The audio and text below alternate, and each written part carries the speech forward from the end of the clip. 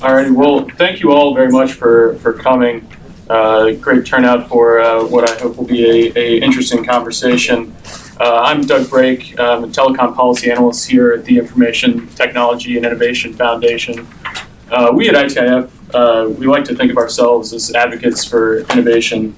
We work on formulating, promoting public policies that we think enhance innovation, but especially we care about innovation that we think affects productivity growth, the sort of X factor to grow the economy. And so as a component of that, broadband policy is obviously a core concern. Considering the telecom policies for 2017, the topic of today's panel discussion is a key component for innovation policy. Obviously, for the nation and for telecom policy specifically, it's a time of transition. Considerable amount of moving parts, different policies, somewhat in flux. With Ajit Pai coming into the FCC, a new Republican majority in Congress, we can expect a considerable amount of change. But what exactly that change looks like going forward, I think, is still a outstanding question. Front and center, sometimes in these discussions, a bit of an elephant in the room is the matter of the FCC's jurisdiction. We at ITIF worry that to some extent there's been a sort of loose collective of activists, of public interest advocates, and some left-leaning academics that have sort of taken over a conversation and pushing for what we think is really at minimum, a really heavily regulated infrastructure policies for broadband, if not sort of full-blown municipal or government ownership of the infrastructure.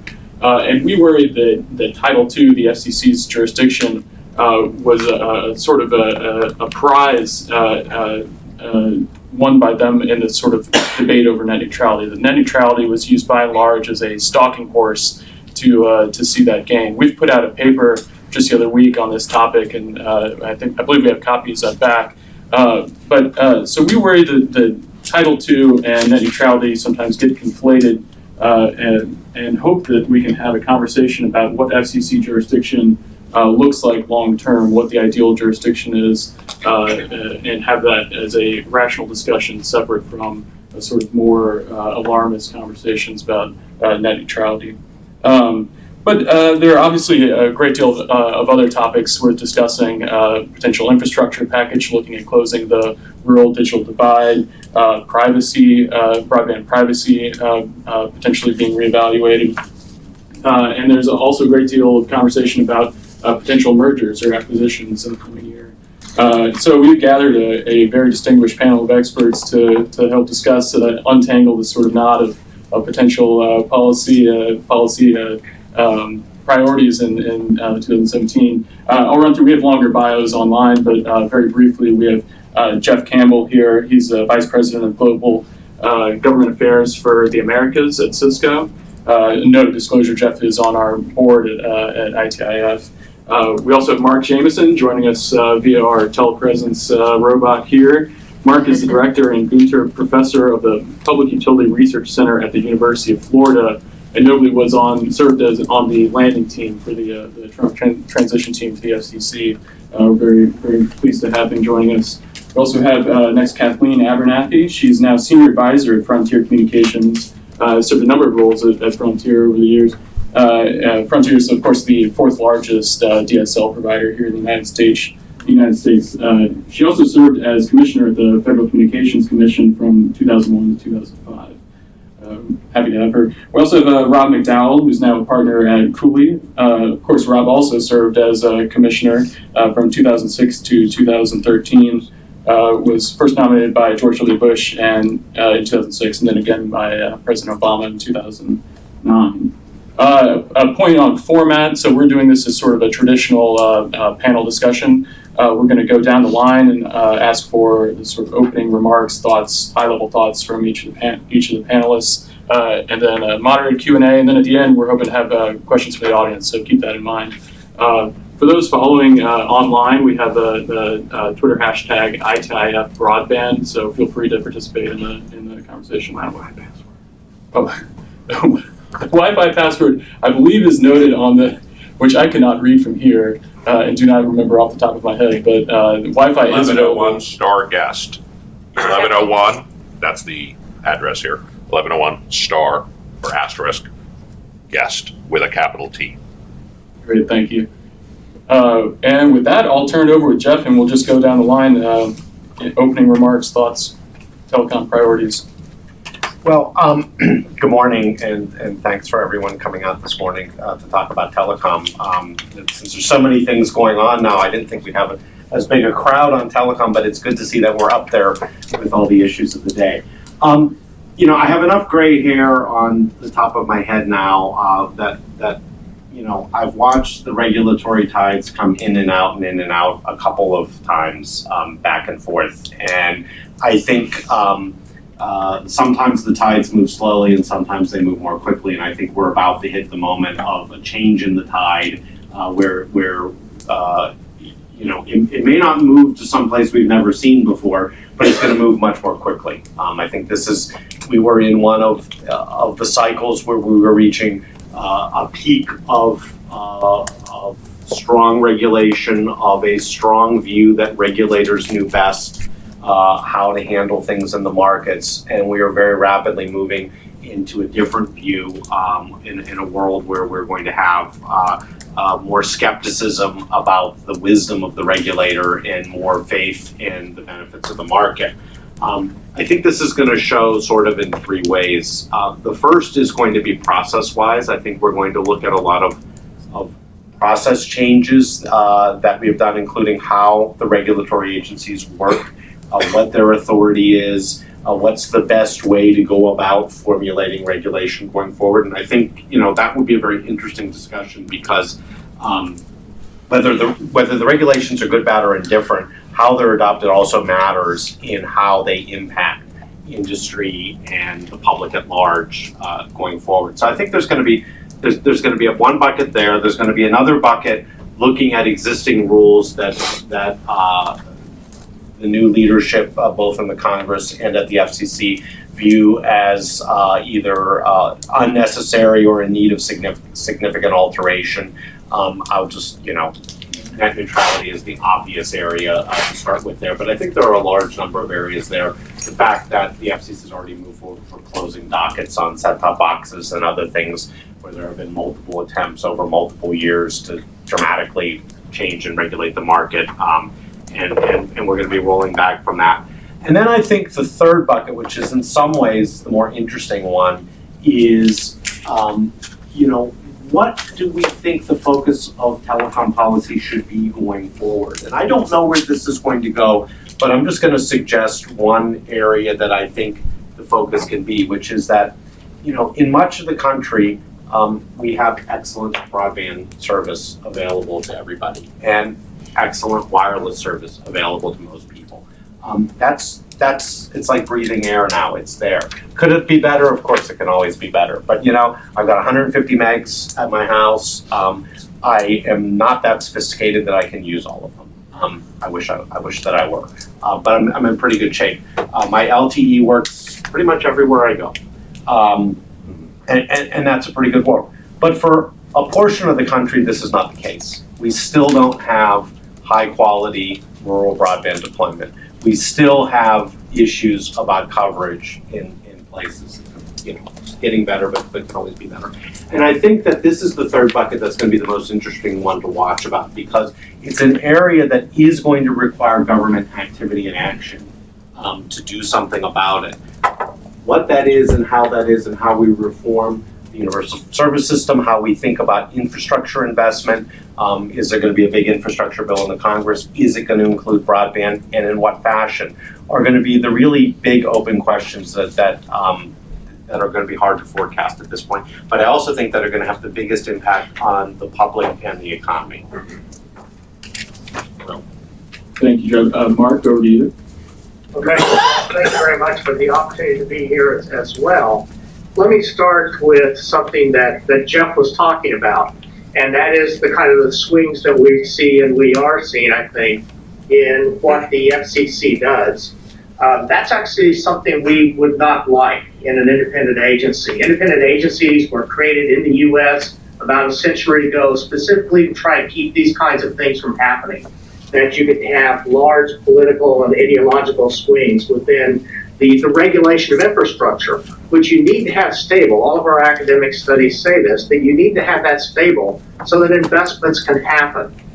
And so I think as we look at what we've seen in the FCC the past few years, I think actually Chairman Wheeler has done us a great favor because he's shown us the weaknesses in our current system.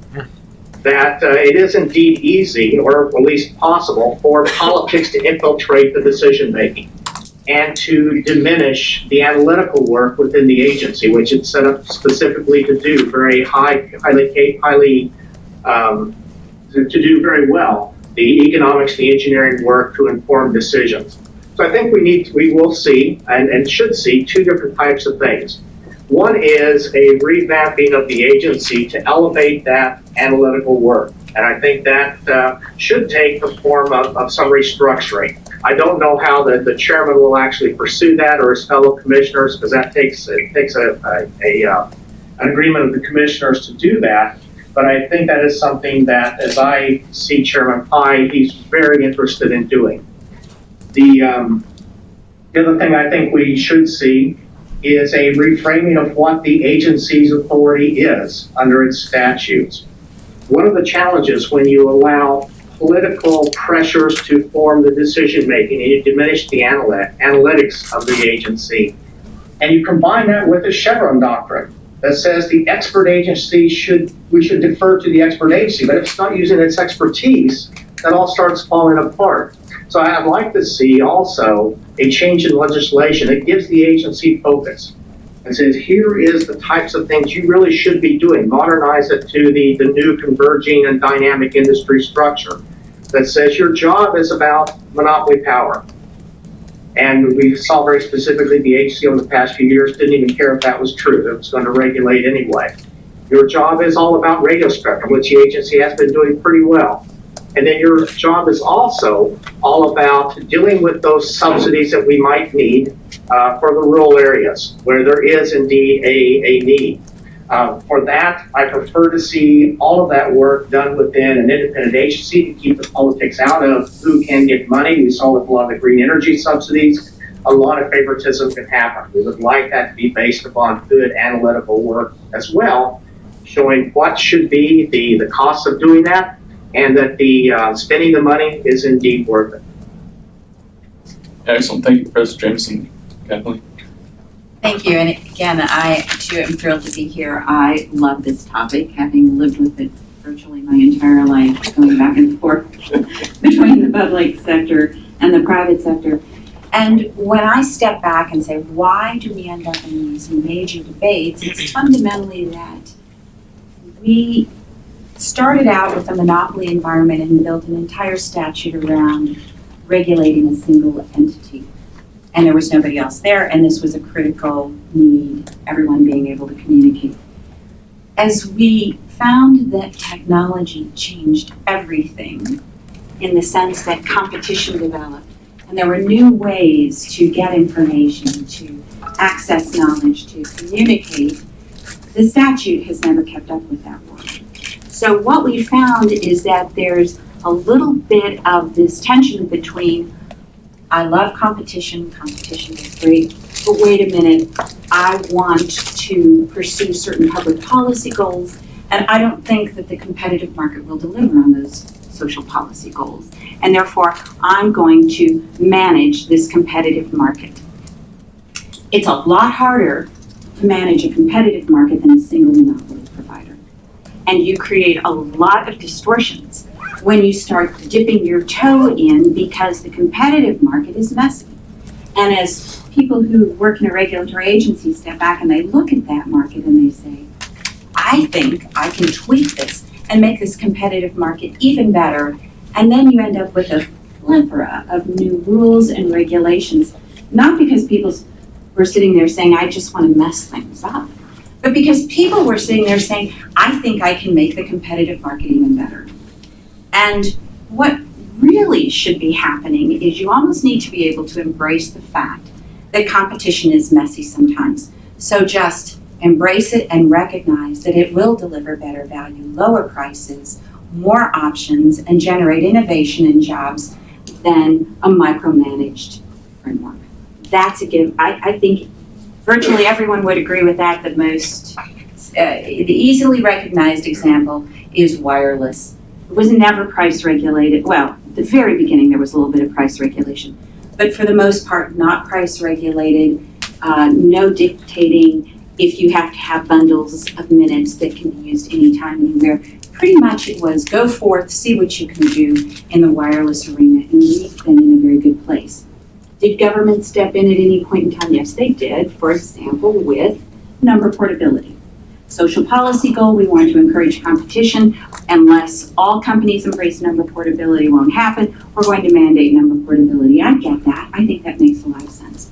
Spectrum, absolutely natural resource. I would argue it's like a natural resource, a limited amount of it, government managing who and how and when. There's got to be some management of that. But when you then move away from that competitive world to a Title II scheme that was built around monopoly creatures, and you try to overlay it on this competitive world, that's where you're fraught with difficulties and with challenges and with regulations that sounded good in theory, but when you put them out in the real world, they're really not accomplishing anything. So I think regulatory humility becomes more and more important as we're dealing with a technology that will always outpace the ability of regulators to predict how and where and what consumers will want. And it's better for regulators to step back and say, what are the social policy goals that I think a competitive market can't make or do or deliver? And how do I then need to engage? And there we go right back to what Jeff was talking about, which is rural broadband. The economics stink. My company delivers broadband in many rural markets. And when you get extremely rural, the numbers just don't work. And if as a country we believe that rural broadband at a certain speed, and we haven't really defined what that speed is critical, then you have to deal with the fact that the economics today won't support it. So those are the intersections where I look at and believe that there's a role for a regulatory agency, but you have to pull yourself back from wanting to manage all these competitive markets because they really do operate very efficiently and effectively, and they punish you as a company if you're not competing on price and service and quality. Thank you. Robert? Thanks so much. It's hard to follow this August panel here, so I'll try to be concise. First of all, thank you for having me. It's the first time I've been back, I think, since I left the FCC, which was almost 4 years ago. It's hard to believe that. And I occupied the seat that was occupied by Commissioner Abernathy, now occupied by Commissioner O'Reilly. So some apostolic succession of some sort here. Anyway, great turnout this morning. Yeah, there's a lot going on, so it's wonderful to see so many old friends in the audience. It is a very important issue. It's very timely that you're having this discussion today. So I'll pick up on a few things that were said, including Professor Jameson. So I think it is important to avoid these swings back and forth. You can't build an internet ecosystem when every 2 to 4 to 8 years, depending on how election cycles go, you've got drastic changes in public policy affecting business decisions and consumer behavior all over the space. So that's why I hope that we'll be able to find a congressional solution to the idea of net neutrality in particular, and something that's win-win-win. So if we can preserve, innovation, the incentives for innovation and investment, both at the edge and at the core, and by the way, they're converging. The edge and the core are converging. So there are edge operators that have very robust, powerful networks, and there are network operators that do a lot of edge work as well. So as consumer demand is driving this convergence, back to Commissioner Abernathy's point, which was that the statute has these silos based on how things stood maybe in 1934 or 1992. I think we can all agree the market has moved on well beyond that. So it deserves a fresh look. I know realistically it is hard to have a comprehensive rewrite, but I do think there's some things that can be done. And I would hope that all the players, and I realize that there's great fundraising opportunities for a lot of NGOs to try to make this extreme, and the Chicken Littles of the world that are going to say the sky is falling. But if you look at least the spirit, I'm not going to say every word, but of the Senators Thune and Nelson in late 2014 of their legislation, there's a lot of common ground there. If you look at the Powell principles back when you were on the commission, there's a lot of common ground there. There's a lot that can be done to where we can codify protections for consumers, for investment all over the internet ecosystem, to make sure we don't have anti-competitive behavior. And when I was commissioner, I long said that Section 5 of the Federal Trade Commission Act actually took care of all that, or Section 2 of the Clayton Act, and other consumer protection and competition laws. Happy to drill down more on that. But there's a tremendous amount of opportunity. Then Professor Jameson also mentioned the need for FCC reform, actual restructuring. And we've seen some of the initial ideas start to be vetted with trial balloons, and some folks harshly criticizing this as radical. Well, actually, the bedrock of these ideas come from Bill Kennard, a real radical right-winger, right? The second Clinton term FCC chair, who I quoted often. And I think the Clinton-Gordon administration really got it right on so many levels when it comes to internet governance and regulation of the space or lack thereof, but also how the FCC needed to evolve away from these rigid stovepipes into something that looks more economic policy, competition policy, and things of that nature, because we are seeing so much convergence. So keep that in mind. A lot of these ideas have actually been around, or the core of them have been around for quite some time. And have been very bipartisan. So quick history, then I'll shut up, which is, even when I got on the commission, which was 10 and a half years ago, so June 1st of 2006, we were voting on, in a unanimous bipartisan way, to classify broadband services, whether it was DSL or wireless or cable modem or broadband over power lines, as an information service, to make sure that was preserved. That wasn't a change. It wasn't they were never once regulated as a Title II telecom service. Never. That's a myth. They never were those services. So we were codifying this, though, in the CFR, a long-standing, over the decades, process. You can go back to the computer inquiries that started in the 1970s that looked at computer-to-computer communications. So we wanted to make it very explicit, especially in the wake of the Braindex case, for that to be the case. So that's been a while. I think certainly there's a fresh look that has to be done, and it will be done. You have a Republican-run FCC and a Republican-run Congress and executive branch, and things are going to happen. But I hope everyone comes to the table and will come out of their corners and stop throwing rocks at each other, and have a constructive dialogue that actually has lasting, positive, and constructive change. I'll shut up now. Excellent. All right, moving on to the Q&A phase.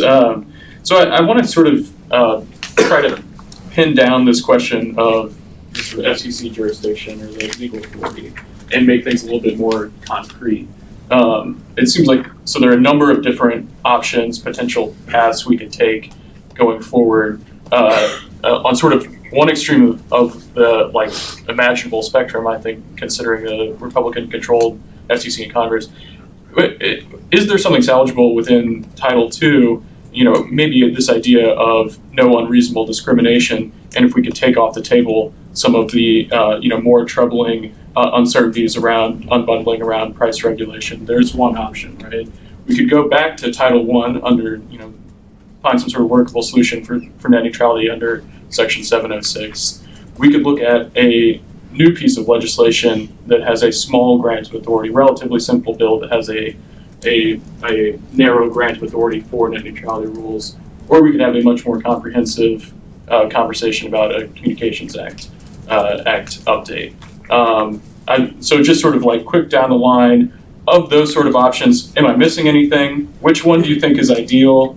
And maybe save for another round, we can then get into the process of how we actually get there. Which one is ideal? There's a really good question. I think that's a fairly comprehensive list. I'll start on I'm gonna take this from the negative point of view, which is the one that I worry the most about, which is legislating in the space.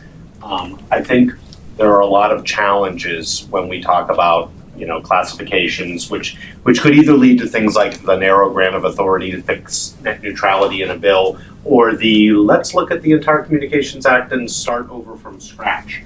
And the nature of the congressional process, when it works to get legislation done, is there's an enormous amount of political compromise, which leads to an enormous amount of substantive compromise.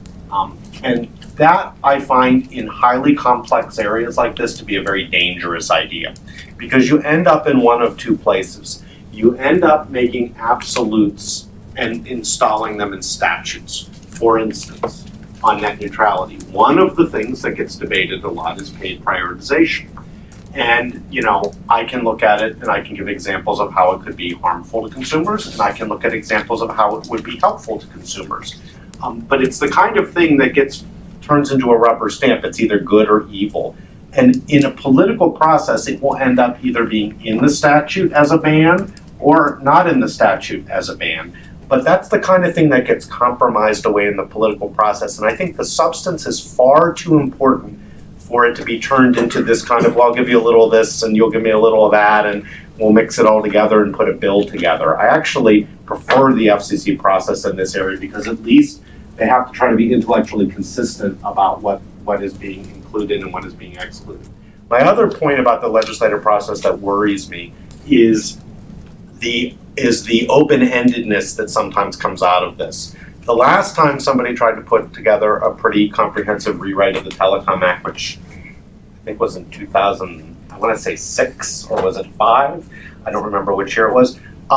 We got a draft that kind of gave the FCC authority to do everything or nothing. I mean, it was a very permissive thing, which was, well, because we don't want to restrict their authority to do things, we're going to give them the authority to do everything, but we're not going to make them do anything. So then it becomes whoever's the chairman of the FCC becomes God. They can either regulate almost nothing, or they can regulate almost everything. And it didn't strike me that was a particularly helpful outcome either. And so I'm not answering your question here, but I think I am warning that I think those who are seeking an easy congressional fix for these problems are probably going to be disappointed by the level of sausage making that has to go to getting the votes, to getting a bill together, and getting this done.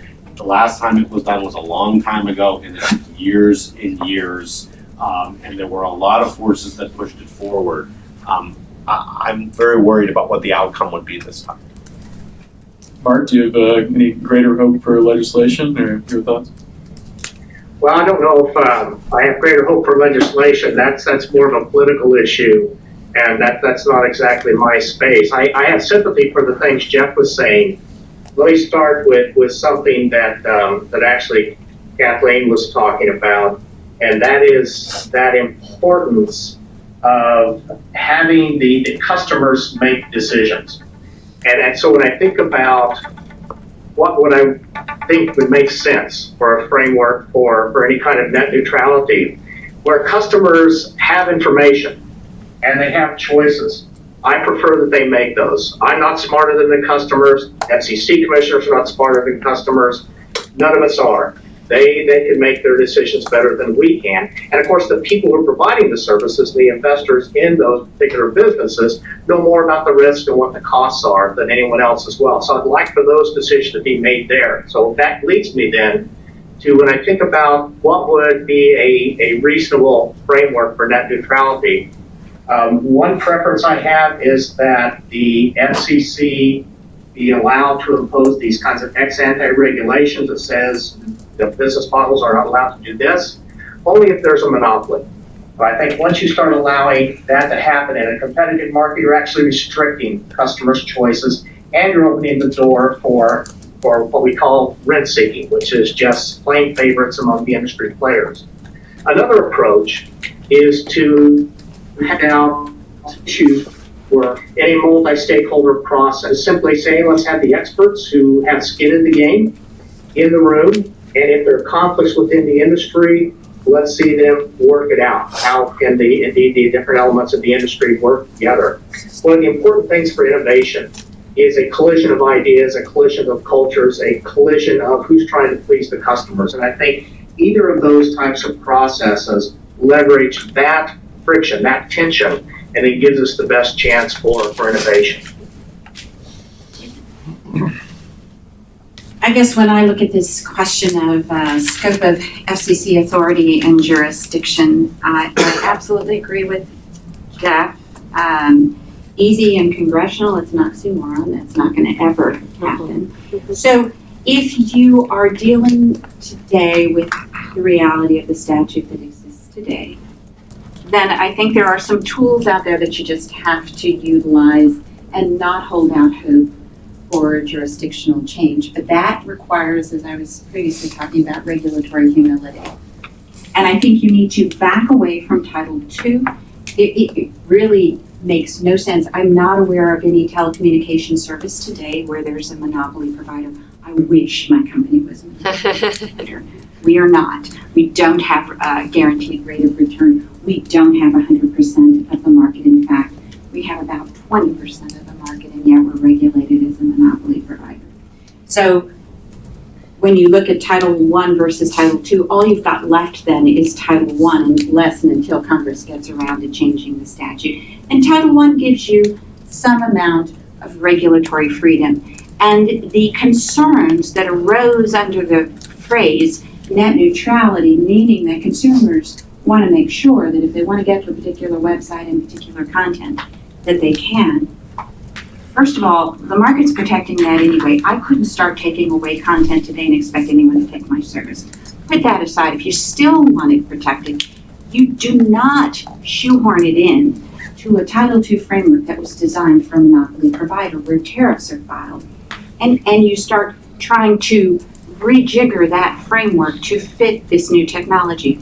You put it in Title I, the FCC has many tools available if there are bad actors, and you rely on reacting to a bad situation instead of trying to anticipate what companies might do in a particular situation and then crafting a regulation around it. That makes no sense. So I believe everything needs to be moved under the Title I framework. And then a regulatory tool that exists today that has really not been utilized well is the forbearance. The FCC has an incredible tool with a defined deadline to get rid of rules and regs under forbearance. And I think that it's never really fully been embraced because, again, regulatory agencies live to regulate, and forbearance implies that you're not going to regulate. But you have to be willing, again, to dive into the competitive markets and say, I like competition. I think competition delivers value. So I would look at all of, I would absolutely continue to move away from Title II and that framework that was designed for a very different time and rely on other parts of the statute and regulatory humility. Rob, I feel like you earlier gave a full-throated advocacy for a potential sort of something like the Thune-Nelson bill. You still like the legislation? As I said, there's some elements in there. So first of all, I want to make sure I agree with Jeff in that it's very hard, especially comprehensive legislation. So, quick history, it took from the end of the MFJ in 1984 until 1996 for the Telecom Act of 96 to be passed. As flawed as it might be, it was very complex. And by the way, passed with an overwhelming bipartisan majority in Congress, Republican Congress, Democrat president. So there's some precedent for this, but I don't think that's going to happen.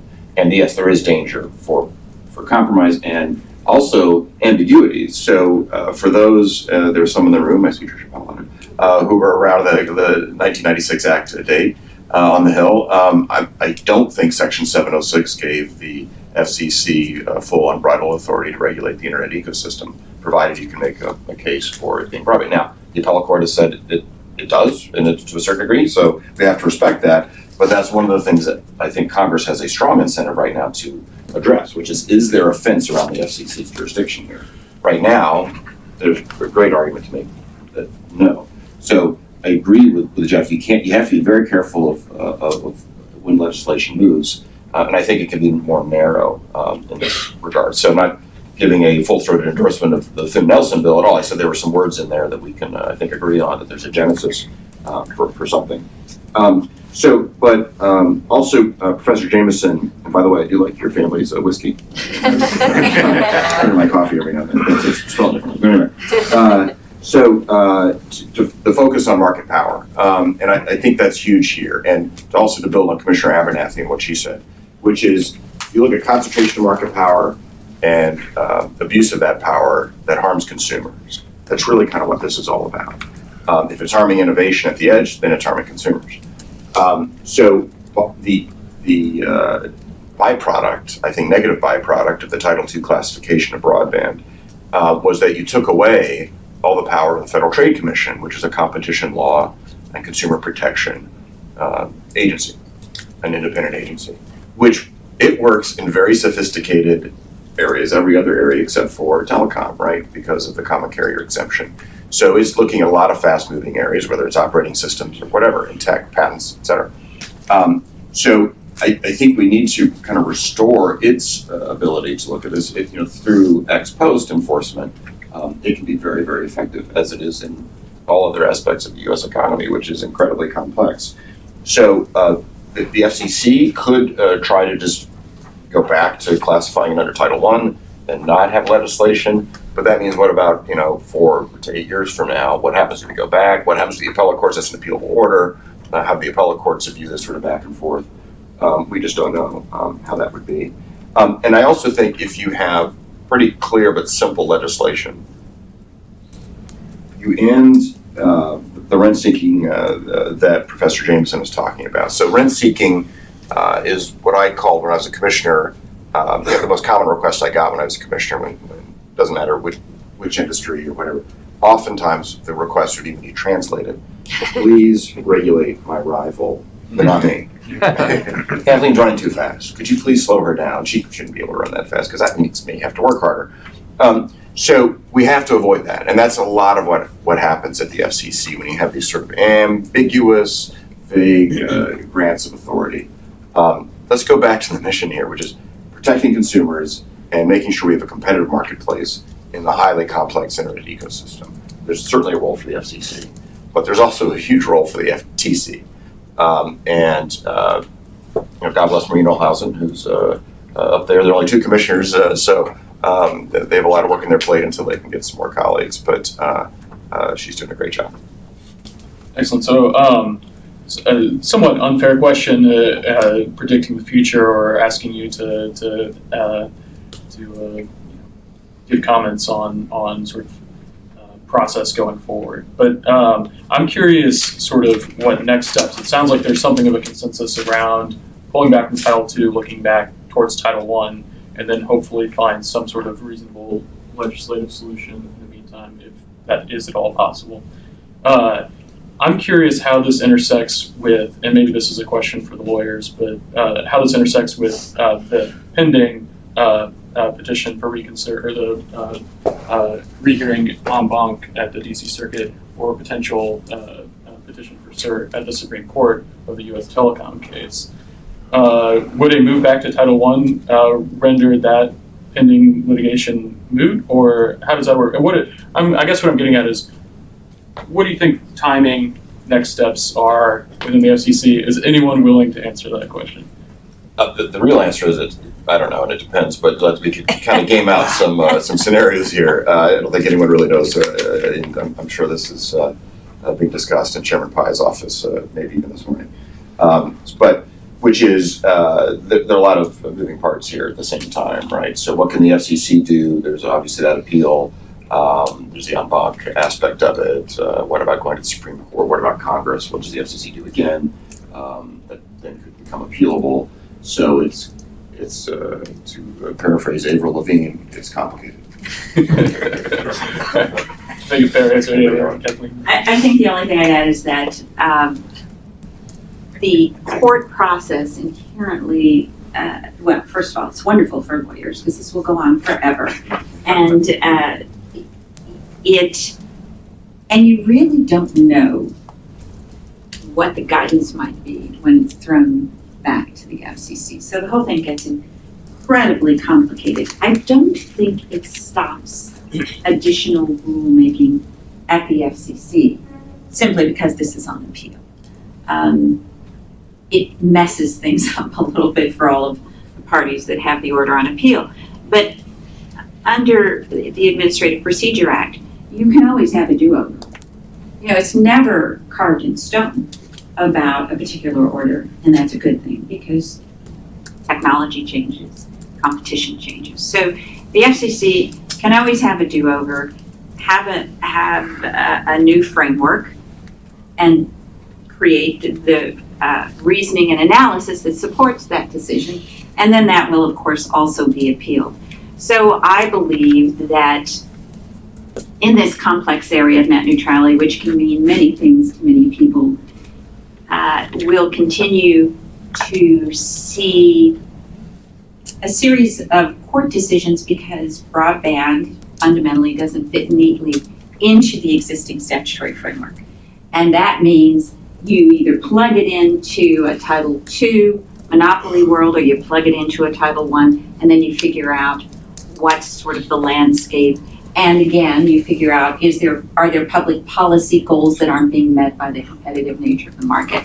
So I think I think all the appeals will continue even as the FCC is reconsidering what it believes is the right course in order to maintain net neutrality, but define the scope of what that means. Just a note for the record, wanted to misspoke earlier. It was a Thune-Upton bill, right? Senator Nelson had Exactly. Yeah, We don't want to get too ahead of Senator Nelson, but I think there were some good faith discussions there. I don't think it was called Nelson, but there was the Upton bill, there was the Thune bill. Exactly. So apologies, Senator Nelson, if you're listening. To transition a bit, we at ITIF worry sometimes that net neutrality jurisdiction takes so much oxygen out of the room that we don't get to focus on, but potentially more important questions such as digital literacy, digital divide, especially this divide between rural and urban markets in terms of deployment. And so lest we be guilty of that charge, taking all the oxygen out of the room, if we could transition to sort of rural infrastructure. Strikes me that there are a couple different tools in the toolkit to try to address this issue. Increasingly, we've seen a shift from federal policy making on this issue to more local or city-based policy making. There's a sort of question about the degree to which public-private partnerships are an appropriate tool to help bend the cost curve of actually deploying or upgrading existing infrastructure. A second tool is sort of tax policy, right, using credits or incentives to try to spur deployment. And then there's just the straight subsidies, either through a cap mechanism or some new infrastructure bill that's being discussed. Curious comments on the above. What sort of mechanisms are the best tool to try to address this rural divide? I'm going to jump in first only because we're doing it at Frontier. You know, we cover a tremendous amount of rural America. Our markets cover as many we have as many rural markets as some of the smaller members of the NTCA combined. We have the same amount. We're in rural America. And is it safe to say that broadband changes lives? Absolutely. Here's the challenge. Who pays for it? Right now, when you deploy to a rural market, the only revenue stream are customers. You can't charge anyone who brings content in over those pipes. You can't charge, there's nobody else out there. So you either charge the customers or you look for support dollars to help pay for it. And the two kinds of support dollars are federal funding and state funding, state grants, federal grants, or USF. That gets you pretty close, but I think there was a recent Paul DeSaw paper about how do you get to the final part and how much will it cost, and it's a lot. And I don't have a very good answer. I only know that the fundamentals are such that if you're serving both rural and urban markets, and you're in an incredibly complex, competitive markets where you need to garner market share because that's where most of your money's coming from, which is your urban markets, you've got to deploy infrastructure and CapEx to those markets simply to survive. So what's left for the rural markets? You continue to build to those rural markets, but how do you find the capital, the CapEx, to ensure that they're going to get service at the same quality and level as the urban markets? And that's where the state funds and the federal funds come along, because you cannot pass along to the thin customer base the cost of deployment. You simply can't. They can't pay it and they won't pay it. So we're in a quandary right now. We can do a lot with CAF, but we can't get to the final percentage. And the FCC is looking at some reverse auctions for those markets, but all of that's going to take time and a number of years, because even once you have the auctions, then you've got to do the build.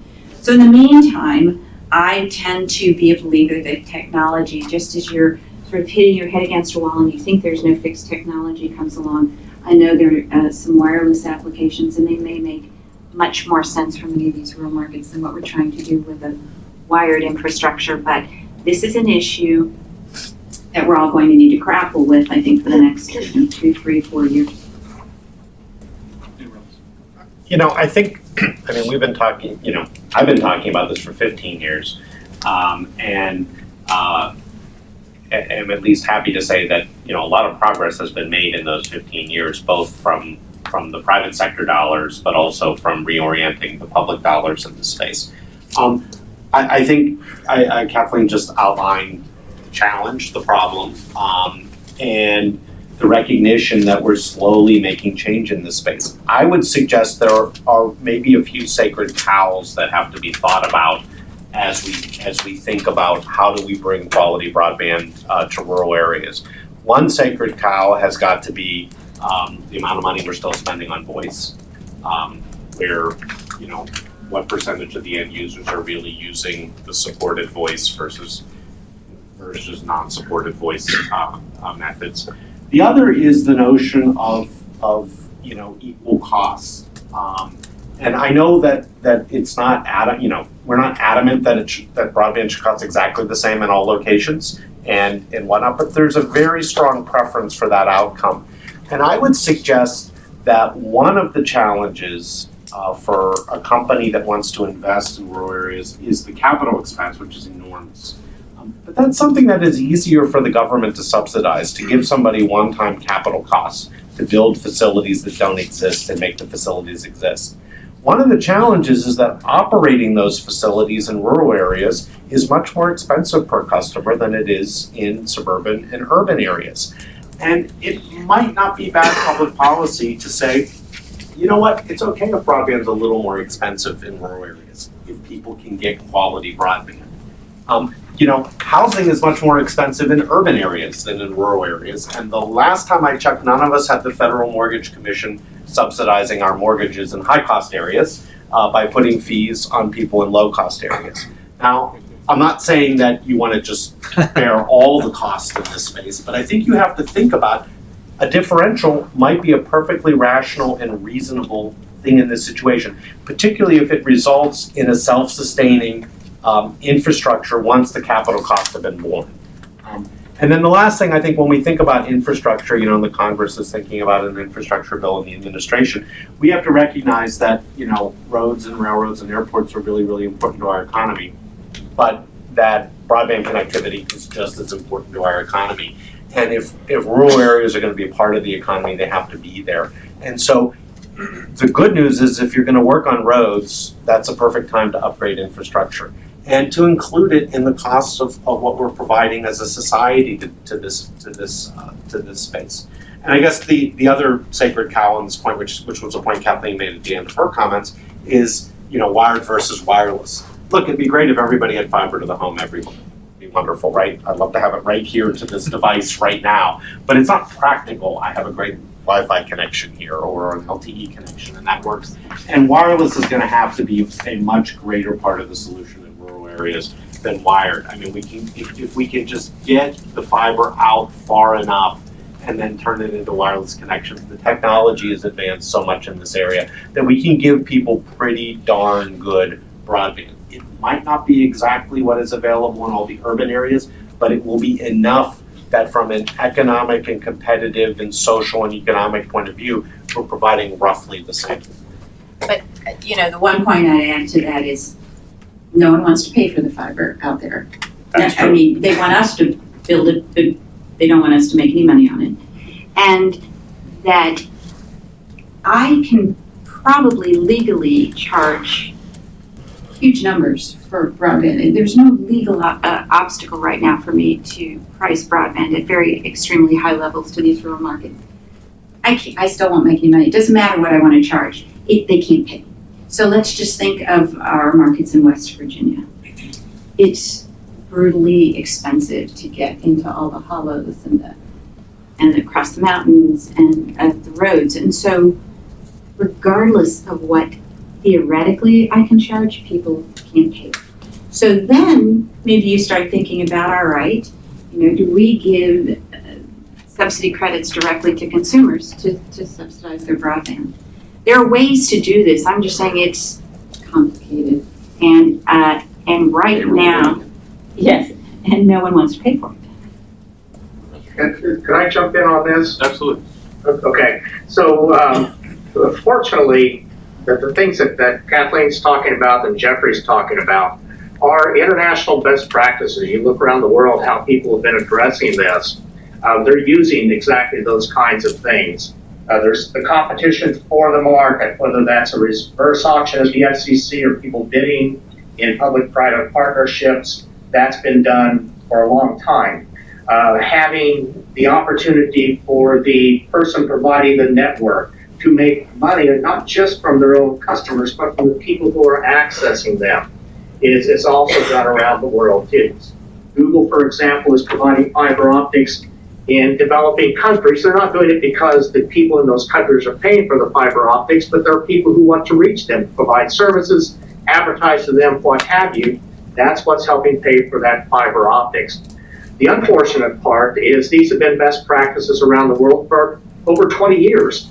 And we're just now starting to catch up in the US. So just understanding that this idea of having, if you can't have competition in the market, then having competition for it, allowing the flexibility for prices to be differentiated in the rural areas so that it becomes economically feasible are kind of critical steps that we've seen work in many, many other countries, and I think we can make them work here as well.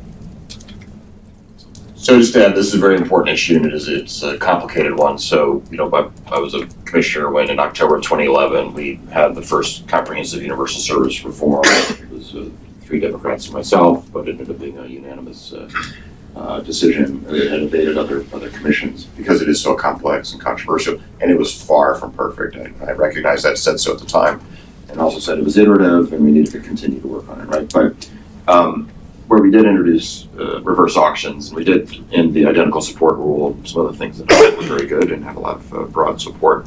There are instances where there are market failure, right? It is hard to make that business case, as Kathleen is saying, to build out pipes, 50 miles from a town to serve one rancher, let's say.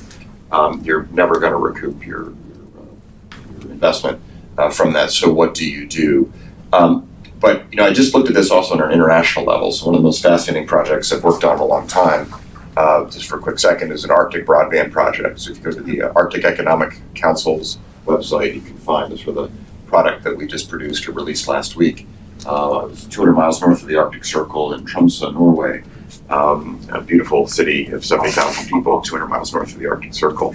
And we looked at, there are actually examples of 100% private risk capital being used in we think in the lower 48 that we've got extreme conditions or the insular areas way to go above the Arctic Circle, not just in Alaska, but in Finland, Norway, other places too. And so we kind of proposed, while this had more of a private sector tilt to it on purpose, because there's an intergovernmental body called the Arctic Council, which gets confusing, versus the Arctic Economic Council, but they're working on sort of what can governments do. But there's a mix of things. Let's try private risk capital. What can governments do to change tax policy or regulatory policy to make it easier? if you're going across federal lands or state or local lands or provincial lands, depending on which country you're in, you can have dozens of layers of bureaucracy before you can ever string fiber anywhere, or have a tower for microwave backhaul.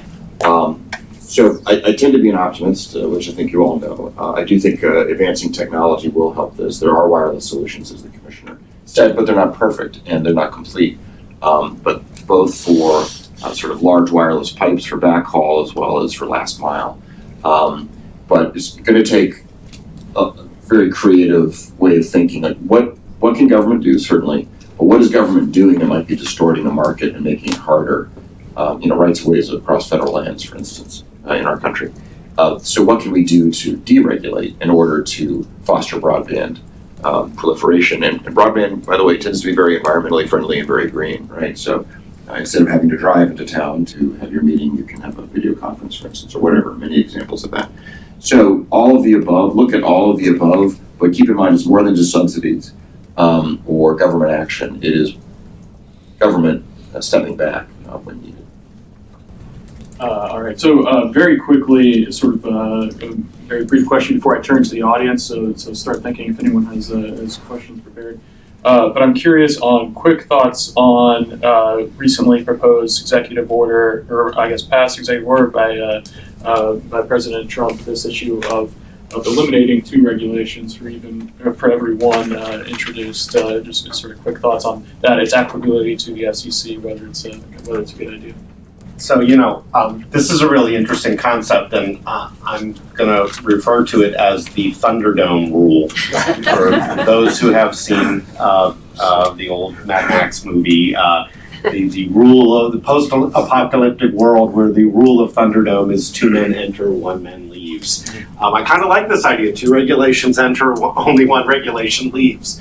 More importantly, it's probably important to get rid of 2 unnecessary old regulations that aren't doing having any positive impact or whose goal has been achieved through other means.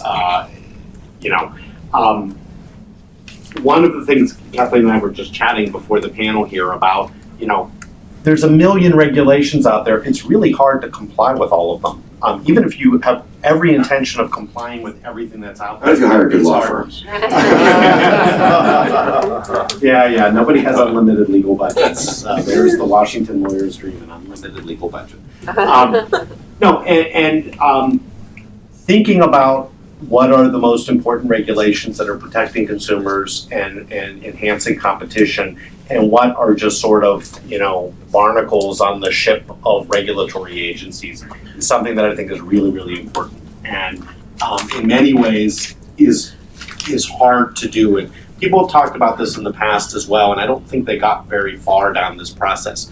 But the tools exist. There's forbearance tools. There are, or you can analyze the regulations, in proceedings and change them or eliminate them. And I think this can be as big of an impact in enabling the industry to grow and provide better and more varied services to consumers than sort of, some big giant plan on this front. And so I'm kind of very optimistic about it. I think if we go about this in an intelligent and thoughtful way, there's a lot that can be done that can make life easier for the providers and for the consumers and maintain the protections that are necessary. But getting rid of just deadwood, there's tons of deadwood out there. Anyone else? I would say that the good news for Chairman Pai and the FCC is that this is an incredibly low bar. Because you could go for 10 years eliminating 2 and adopting 1. There's just so much there that made sense at the time. I'm a firm believer that it's not as if regulators sit around and say, well, let's just adopt stupid rules because why not? Let's make life hard for the entities we regulate. You adopt the rules because you think they make sense at the time, and then you never go back to clean it up because it's too hard and you're busy with new stuff. So again, the good news for the FCC, it's a low bar. There's so many outdated rules and regs that would have no impact, I think, on competition or quality of products and services offered to consumers, and would make a lot of sense to just get rid of, because believe it or not, those rules can add costs and burdens to companies, and nobody even cares about them anymore. So, sorry, President Jameson, did you want to say something? No, I have to agree with what's being said there. It's a very good idea to have a budget constraint on regulation. It's hard to do that in a dollar and cent sense, so having it on numbers of rules works fine. It's kind of a blunt instrument, but I don't have a better one. And so, I agree with what's been said. There are a number of rules. So actually, if you remember after the 2010 elections, President Obama made an announcement that they were going to try to clear regulatory deadwood. And so Julius Janikowski, the chairman at the time, and I worked together on some ideas. And in preparation for a speech I gave at TIA, I had my team sort of just look at a number, look at the CFR. What's there that's just been collecting dust or has been left to rot in some lost crypt at the FCC, but we should just take care of. So we found, kudos to Rosemary Harold, found that actually the fairness doctrine, not a broadband issue, but was not a good idea ever, was still on the books. This is a Truman era law, and it was still in the CFR. The Reagan administration, everyone thought it was gotten rid of. No, they just said in 1987 they weren't going to enforce it. It was still in the CFR. And there are dozens. I'm actually giving a CLE in New York to some tech GCs next week, so we're doing some research on this. If you look at sort of the graph for the past 50 years of government regulation, it only goes up. It doesn't matter if Reagan was in office or who. It only goes up.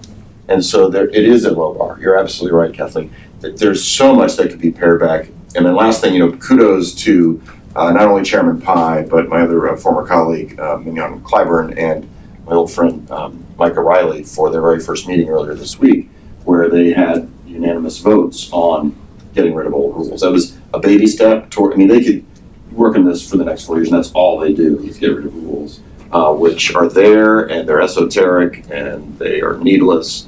But nonetheless, companies have to look at them because it's a sword of Damocles always hanging over your head, whether they're being enforced or not. All right, with that, any questions from the audience? And appreciate if keep it to actual questions, not just comments, 2 points, please. I think we have a microphone coming for you. Thank you. My name is Andrea Glorioso. I work at the delegation of the European Union to the US here in Washington, and I have two very quick questions. The first is, in terms of, and by the way, this was extremely interesting. Thank you very much for sharing your thoughts. In terms of Congress action, independent of the difficulty of coming up with a telecom reform, what's your view whether Congress actually has the time and bandwidth to even think about it, given the kind of priorities that are on the table right now, health reform, tax reform, the infrastructure plan, etc. And the second question, which is more kind of a meta question, it impacts also us in Europe. I hear what all of you are saying about, and what we say as well, about the importance of having technical, economy-based rules which do not swing with politics. But isn't this the kind of things that technocrats do? And right now, the political air around us is not very nice to technocrats. So what are your feelings? Is it actually possible to come up with agencies, whether in the US or in Europe, given the current political climate, that are actually independent and actually focused on facts? Thank you. Thank you. So first of all, the bandwidth of Congress, you're absolutely right. So if you look historically at the first term of a new president, you have about 18 months to get a lot of your agenda done, right? And so if you look at what's in front of just, for instance, the House Energy and Commerce Committee, first is healthcare, next is energy, telecom's probably third, and it's complex. So when will it happen? You've got between now and maybe the summer, maybe September of 2018 to see a lot of action happen. There could be more things happen. The 1996 Act actually was passed almost 21 years ago, February, signed into law February 8th of 1996. Isn't that pathetic that I know that? Like a geek. There's a party. There's a party, yeah. There's a party scheduled. Oh, is there? Next week, okay. Are you inviting me? Is everyone invited to the party? You gotta invite everybody. Anyway, that was the beginning of a presidential election year. So that wasn't in the first 18 months of the Clinton War administration. That was at the end of the first term.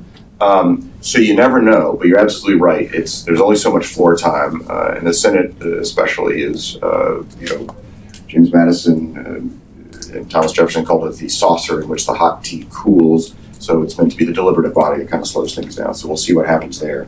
So you're absolutely right. We don't know. it's going to be very hard, but it is possible, and there's a lot of incentives for all parties when it comes specifically to the Title II classification to come to the table to make it happen, because some parties could lose at what the FCC might do. Other parties could lose longer term depending on how elections go and all the rest. So why not codify it and all come together? Then in terms of technocrats, so in this country for the past 100 years plus, the rise of the administrative state has been a topic of conversation, whether it's the old ICC regulating railroads, the Federal Trade Commission in 1914, FCC in 1934. So Congress, over time has said these are complicated issues. We need independent expert bodies to work on these. But, and are you from Italy or Spain? I'm Italian. Okay, so.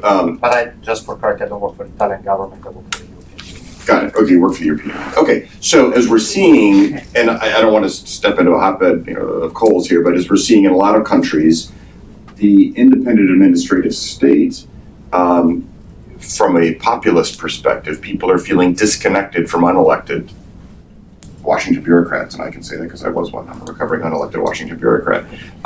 And so are they actually thinking about the people and consumers and what's best for them, or is it sort of an ivory tower type theoretical form of policy making? And that's a huge topic, as I don't need to tell you, in Europe. I was there last week. So we're going to see maybe reform, maybe not. I mean, the power of the bureaucracy is pretty compelling, doesn't matter what country you're in.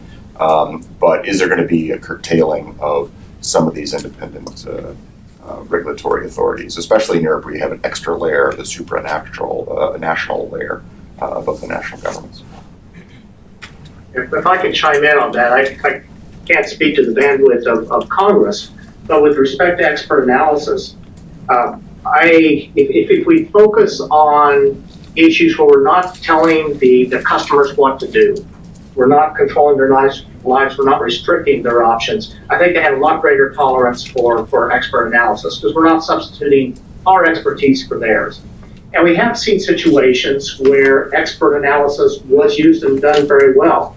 As I talked with a lot of people that have worked at the FCC and around the FCC in the past, one of the best practices that people often point to was what occurred under Reed Hunt, where he had his chief economist, Michael Katz, sign off on every decision the commission was making, that indeed economics was right. That's in stark contrast to what we've seen more recently, where the economists were just kind of kept out of the room. I think we can do that kind of work. Under today's institutional structures, it takes the will of a commissioner to do that, and in this case, specifically the chairman, with some reorganization so that we elevate the work of analysis. That would help, I think, focusing, if we get some bandwidth out of Congress so that the agency is required more to do these kinds of things and then exercise authority only when that analysis has been done, then I think we're even better off yet. I think there's just one last comment on this. There's also some issues about how the agencies themselves are staffed from the top down, have become much more political over the last 20-ish years, and seems to be getting even more so one administration to the next. And the notion of having a expert agency presupposes that you're putting expertise in. And I think political expertise is an expertise, so I don't want to diminish the capabilities of those that are there, but we seem to be getting one kind of expertise in huge amounts, and things like economics and technology. There's not as much of it, and they are much less part of the process. And I think the economic expertise is really important, but I also think that technology expertise is also equally important because, we all like to think we're technology experts these days because we have a cell phone and use apps. But there are people who really, and I'm not one of them, there are people who are real experts in this space, and we need more of them in these expert agencies. And the one thing I'll add to that is that over the years, and I've clearly been doing this far too long, what has in effect happened is that it was an agency of nerds who loved sort of the concepts of what was happening. But as telecom became such a major contributor to the economics of our country, politics just simply, it wasn't the haven of people who were a little bit nerdly and thought this stuff was cool and nobody really knew what you were doing. All of a sudden, when something has such a huge impact on the economy of the country, politics absolutely starts to weigh in, and I don't know if you can ever now get away from that. Mike,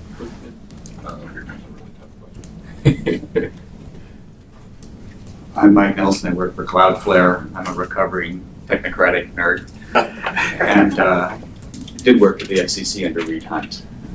My question, though, isn't about the FCC so much as their counterparts overseas. You really haven't focused on broadband policy elsewhere, and yet the FCC has a really important role through its international bureau in educating the rest of the world, where they have even fewer technocrats and often have even less economic analysis. This question is mostly for Jeff and for Mark, but I'm curious whether you think there'll be any shift in how the FCC does outreach to the rest of the world, and whether there might be a more aggressive stance against those countries that are bringing back 1990s telephony regulation for the internet.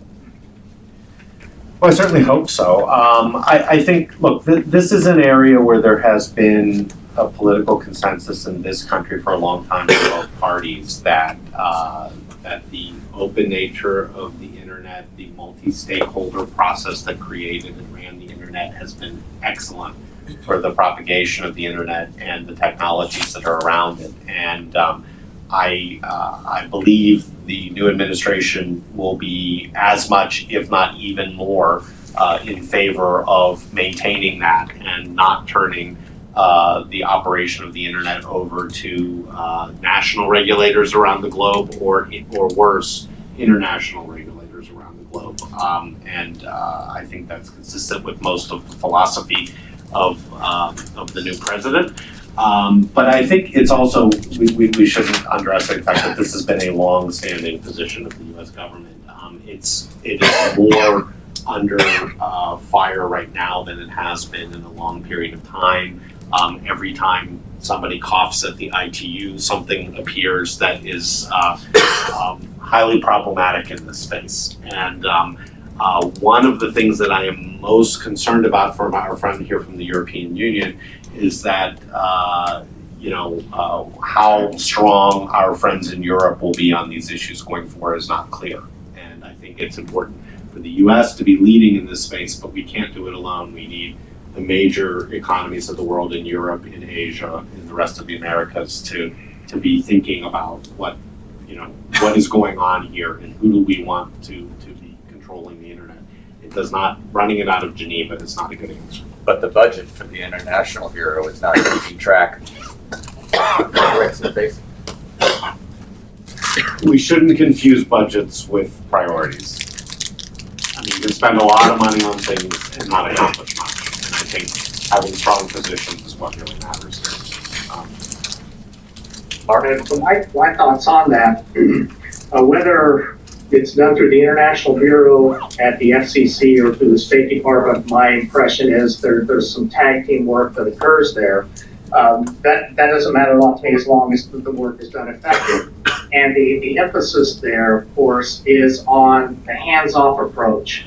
That this is something that can be run by the industry, it can be run by the markets, and take that approach. Where I get a lot less respect for U.S. telecom policies is where we've started regulating the competitive markets. And in that case, when the FCC, this is the feedback I get from people. My research center does work all over the world. The feedback I get from people is, why is the FCC here telling us about things that they do? That makes no sense for us. And so I think some of those things could probably be pared back. So real quick, if I could comment, so as you know, Mike, these issues were a big priority for me when I was a commissioner and still are. So yeah, it is a tag team. It's a team effort. It's State Department, it's NTIA, it's FCC, it's not just the International Bureau. And we a few comments just to spit out. One, there's been a conflating of what is multi-stakeholder. What's that definition, which historically has been non-governmental. Governments can be part of it. They can have a seat at the table, but they don't own the table. That is being morphed into multilateral, that they call multilateralism, multi-stakeholderism. which is governments on the table and NGOs in the private sector can have a seat at that table that they control. That can be the national level for national governments, as well as multilateral, intergovernmental.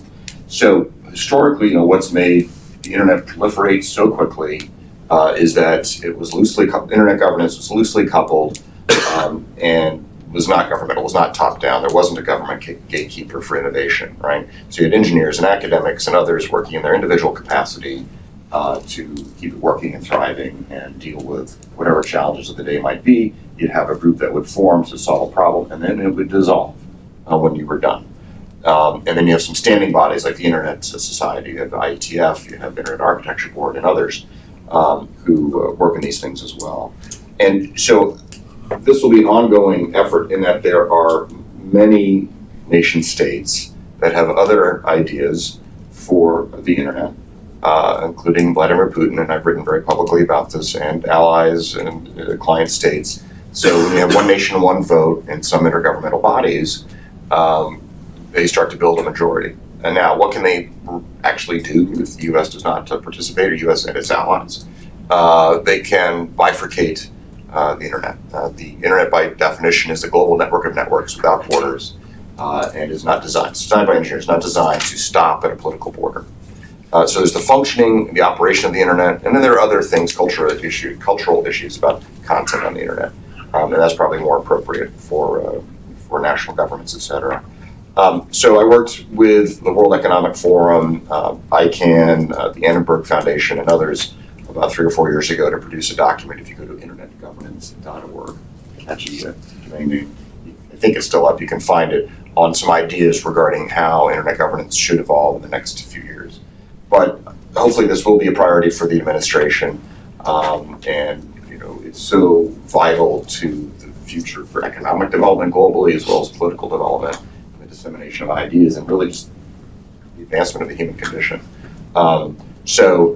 But I do agree, don't confuse budgets of IB with firepower, we do have State Department, NTIA, and NGOs, and everyone here in this room and beyond to help with that. We should all be very, very involved. It's a huge issue, and it will be ongoing. All right, I think we have time for one more question, maybe one or two, or perhaps folks can stay after to discuss in person. Thanks for squeezing me in. Rick Weber, I work for Insight Cybersecurity. So under net neutrality is perhaps the more immediate, or one of the more immediate issues are the data privacy and security rules that are just now going into effect. And so what options are there for dealing with those rules? There's a Congressional Review Act, there's a pending petition for reconsideration.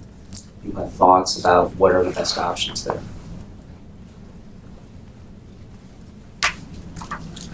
I'll go ahead, Mark. Just saying I had nothing to add on that. Oh, all right. I mean, petitions for reconsideration allow parties to step back and decide what's the appropriate step to take. And complexity associated with it is that privacy is critical to many of us, not my daughter, who's 21, but the rest of us think that privacy is pretty important. It is a generational thing. We were just talking about how because it's a generational issue, we need to bridge the gap between what some of us consider unbelievably intrusive, what others consider non-intrusive. And you also have to recognize that the data is out there and there are certain agreements or certain worlds you dip your toe into and your data is going to be out there. So protection is important, but was it done the right way? Was it done consistent with overall policies? Is privacy the domain of the FCC, or is there a better agency? And I think that's the way to look at it.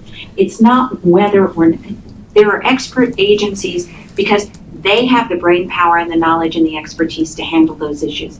And I would argue for spectrum, for broadcast licensing, for issues associated with broadband deployment, the FCC has tremendous expertise. When I look at things like national security and privacy, I would hope that our best and brightest are not at the FCC. I would hope they're somewhere else, because that's not the domain of the FCC. It really isn't. And I think, again, this goes back to I keep preaching regulatory humility. You can't do everything, you shouldn't do everything. You should stick to what you're the expert at and do it well and leave. We have a lot of government employees and agencies out there that can manage these issues much better than the FCC saying, oh, I think I'll now be a national security agency. Oh, I was just going to note on the privacy issue, we at ITIF have been very involved in that the proceeding and surrounding issues around it. And we recently put out a statement advocating that Chairman Pai should grant the request for stay, that we should sort of hit the pause button on implementation of those rules as we consider, potential discussions around FCC jurisdiction, petitions for reconsideration. At a high level, we thought that those rules did not balance the interests of innovation against countervailing values like privacy, and so we thought that they were poorly constructed and hope that they're reevaluated. With that, I think we're about up to the hour. I don't know if anyone else has any answers or final thoughts before we close. No, I was going to say, I thought we had time for maybe one more question in 2 minutes. Sure, yeah, let's do. I thought I saw some other hands up. Yeah, in the green, we have the.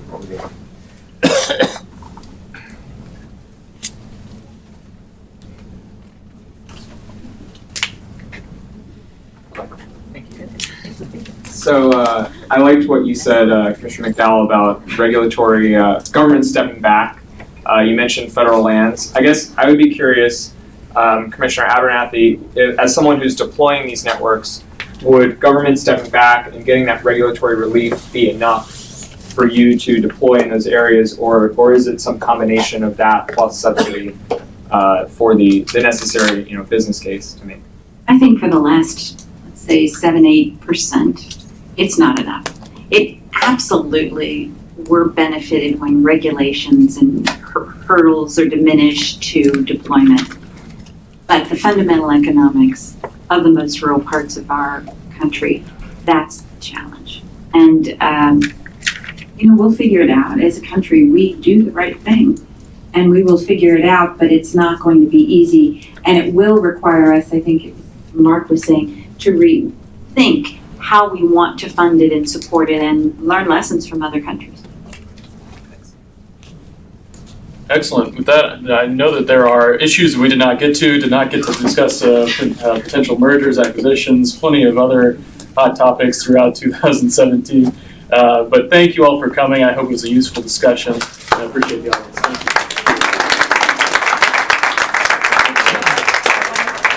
you. Yeah.